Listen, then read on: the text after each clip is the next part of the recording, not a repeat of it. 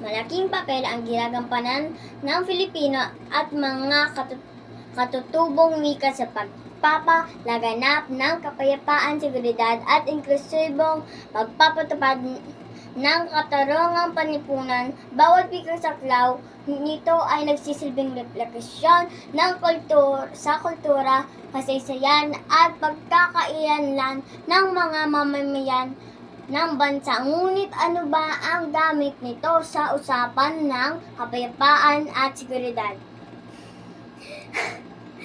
Ang wika ay pinaka-importanteng uri sa isang bansa dahil ito ay ang ginagamit upang makipagtalastasan sa isa't isa.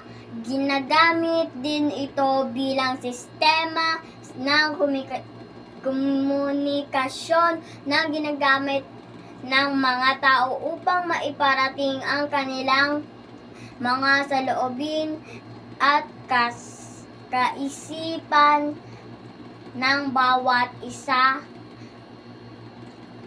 Mga pamamagitan ng Filipino at mga katutubong wikas nagkakaroon ng pagkakaisa ng pagkakaintindihan sa pagitan ng mga tao at dahil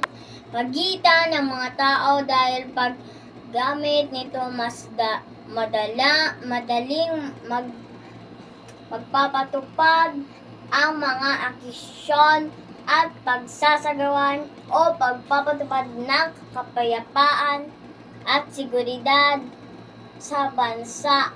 Nadudulot ito ng positibo.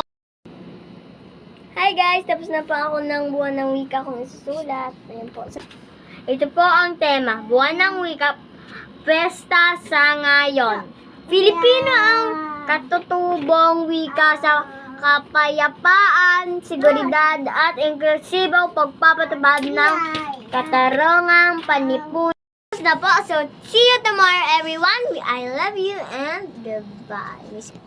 Alone hanggang tipo ang buhay. Miss you.